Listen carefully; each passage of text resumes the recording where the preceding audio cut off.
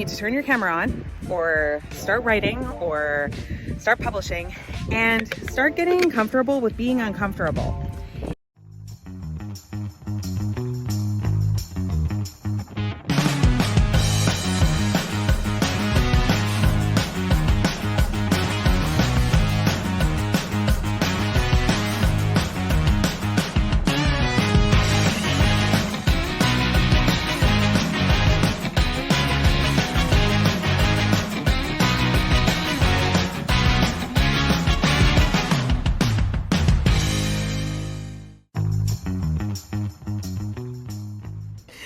Hey, welcome back. And that was the roughest cut ever on purpose. You know, this morning I went out for a family walk with Chris and the kids.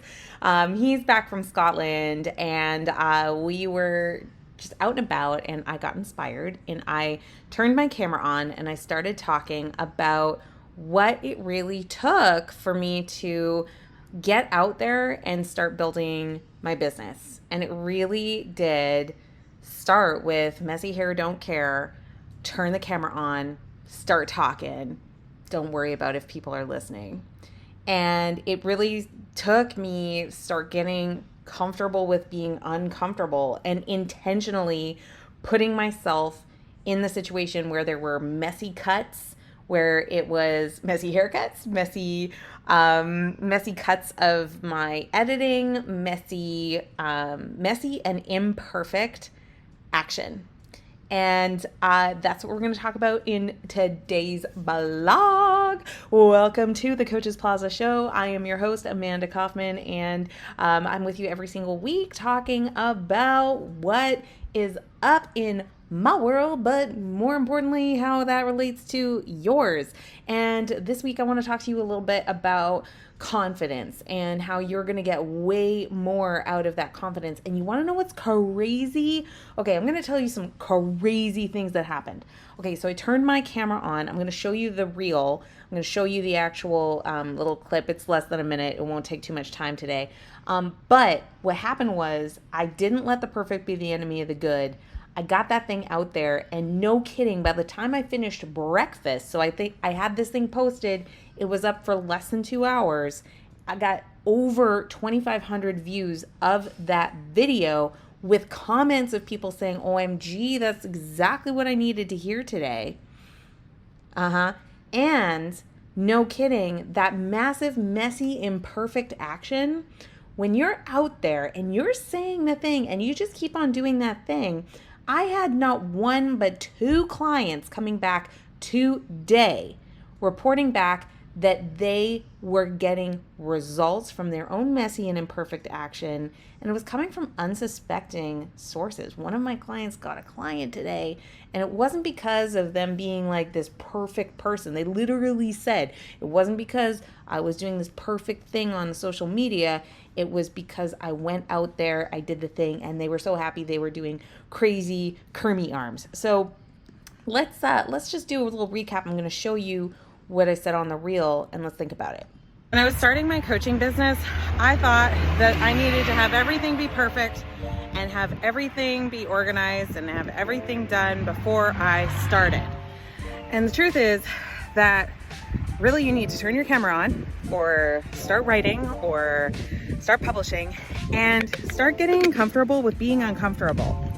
And, I think how you respond to the discomfort of what you are doing when you have a choice about it is going to be so important to your long-term success, because when you are a business owner, there are going to be things that come up for you that you get no say over. And how you respond to those moments when you have a say over it is going to dictate how you respond to the things you don't get a say over. Make it an awesome week. I'll see you soon. Follow me for more. I'll see you soon, coach. Okay, so much to unpack in that little minute there.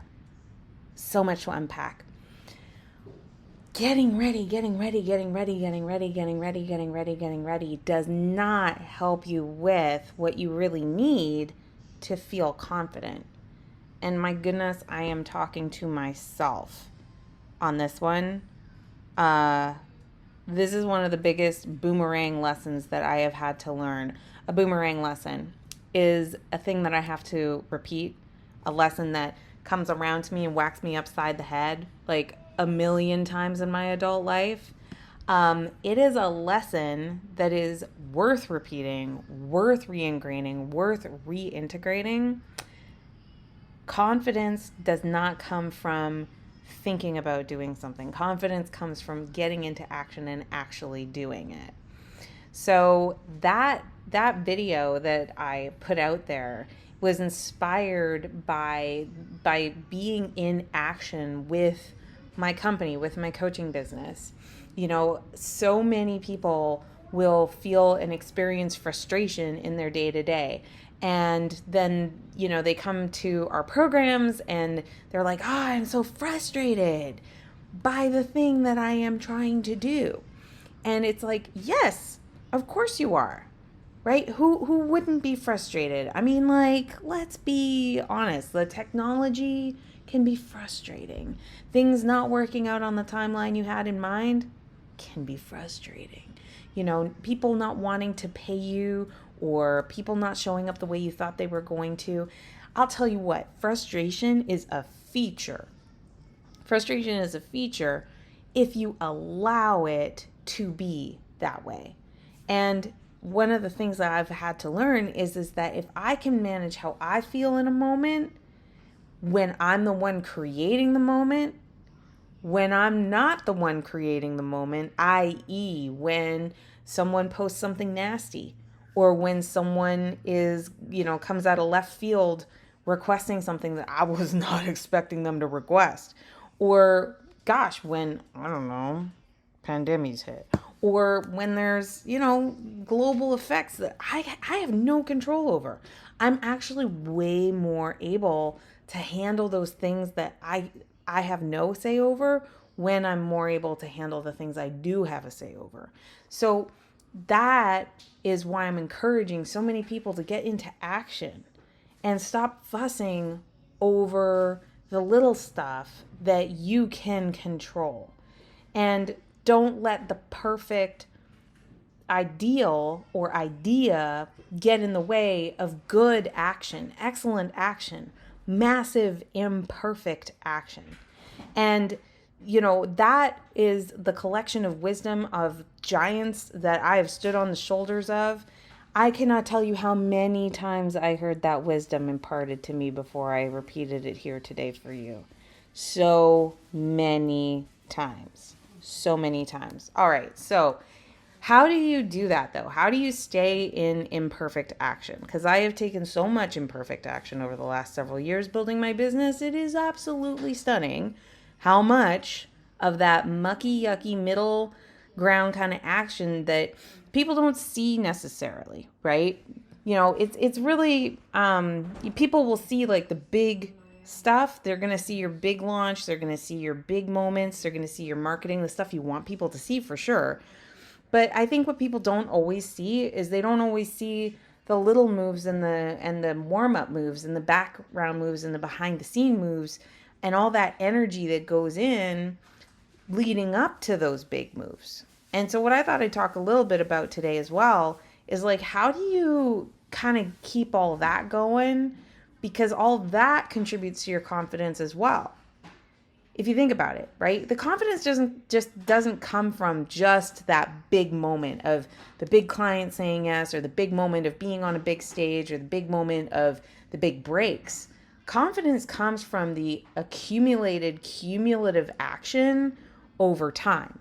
So part of the reason why I was able to just like flip my camera open today and do a reel and post it and get a lot of views was because I've done it hundreds of times. Right? And P.S., before January of this year, I wasn't doing reels at all because I was nervous about reels. I was not confident about reels. And now I'm doing, you know, sometimes in some weeks I'm getting over 10,000 views in a week. And so how do you go from like, I'm confident, you know, I have no confidence of being on a platform at all, to I'm confident I'm going to get over 10,000 views this week? So here's how you do it. It's the messy middle steps and the little steps that nobody sees that you take on a consistent basis. Well, how the heck do you do that? I'm going to tell you. Here's how you do it. You have to manage your energy toward that objective. It's the energy that you bring to it, and it's the enthusiasm that you bring towards it.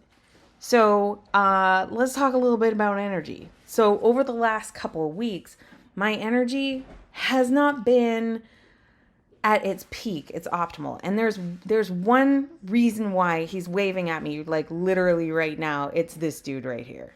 All right. So, hi. So I got a picture of you right here on the camera.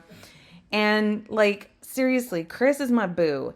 And he went on a trip of a lifetime. He is just over 50 years young. And he is obsessed with all things Scotland. He loves Scotland. And so for his 50th birthday, I sent him to Scotland to go and have like the trip of a lifetime. And he was gone for 18 days, right, babe? Yeah. OMG. And like this had a major effect on my energy. And, you know, I did a lot of things to try to offset that energy. You know, I was working with the kids and like, you know, working with our routine and everything. And it still really had a big impact. When he got back, OMG, we started doing like family walks. We did a lot of connection and, you know, just like today, we went shopping. We went and we've been resetting the house and getting everything back in order. But one of the big secrets I'll give you is that if you really want to do the little embarrassing things, that messy middle thing, so that you get the big reward stuff, it really all starts from your energy, your vibe. And that, to me, comes down to the relationships you have around you. It comes down to your movement. It comes down to the music you listen to, how much sleep you're getting. It really is energy in every sense of the word. It's your physiological energy. It's your mood. It's your emotional energy. It's your drive. And, you know, one of the little things, I got to tell you, like with all of this resetting, Chris and I were out shopping today, and my son had like the idea to get me flowers, get me some roses. And Chris was like, you know, like I know we're always like watching our pennies and managing our profit and all of that. I wasn't sure if it would be a great investment. And I got to tell you that like one of the biggest things you can do for your energy is make sure you're investing in joy. And like these flowers were less than $10. And I got to tell you something. If you are not making sure you've got a bubble bath, or making sure you've got like the dark chocolate, or making sure you've got the flowers as a centerpiece on your dining room table, or you've got like that joy point in your life, one of the biggest things I was talking about with one of my very dear friends this week about energy is that you can optimize the joy right out of your life. You can take your energy almost down to zero by taking the chaos out. And so like we could have been super functional about grocery shopping today. We did meal plan, we did plan ahead, and you know what I did? I got the flowers. I also tried a new coffee that's got notes of caramel in it, notes of chocolate in it, and it's something like, what do you call it, a loose moose or something? It's got a fun name. Jumping Moose. That's what it was, a loose moose. And it's a fun coffee. And, you know, I think that in grand total, we spent an extra $12 this week on our groceries. And it injected some chaos into the plan. And what I really want to just share with you is that messy hair when you do reels, and not totally perfectly thought out content, and not perfectly thought out launch plans, and not perfectly thought out engagement with your business is actually where the magic is. It's about having some joy in the process. It's about having some connection with what it is that you're doing and making sure that there's some color in what it is that you're doing. Because you know what? I am queen optimizer of process. I know about process and systems. We teach process and systems, and we do a lot of comparative analysis of what works really, really well and what is going to be a giant waste of time. But at the same time, if you do not invest in the things that spark a smile, spark joy in your processes, especially in the high intensity that we've been experiencing over the past few years, politically and like medically, and just like in all the ollies, if you've been feeling less joy in your process, I just super encourage you, spend $5 to get some daisies. You know what I'm saying? Like, if you don't want to get the roses, get the daisies. If you don't want to do that, if you're convinced you're going to kill it, it's okay. Cut flowers are meant to not last forever. You know, like, stop hanging on so tight, right? Enjoy. Have a little bit of that extra joy in your week. Deviate a little bit, you know? I know it's Taco Tuesday, but it'll be a thrill to make the tacos on a Wednesday. You know what I'm saying? Like, bring some chaos into this. Give yourself some permission. Permission is where so many people really could benefit from experiencing way, way, way, way more life. And when you're wanting to have change in your life, like launching a business, growing your business, scaling your business, it really starts with getting clarity about where does your joy come from, where does your energy come from, so that you can inject just a little bit more joy into that process and connect with what's really, really important to you.